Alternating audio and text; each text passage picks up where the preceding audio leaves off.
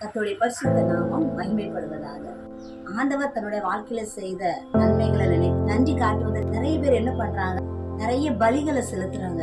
ஆண்டவர் தன்னுடைய குற்றங்களை மன்னித்து மறுபடியும் ஆண்டவரோட கூட ஒப்புரவாகும்னு சொல்லி ஆடு மாடுகளை பலியா கொடுக்கறாங்க. ஆனா இந்த பலிகள் மேலாம் தேவன் விருப்பமா இல்லை. அப்ப எதன் மேல தேவன் விருப்பமா இருக்கிறார் தெரியுமா? நான் வாசிக்கிறேன்.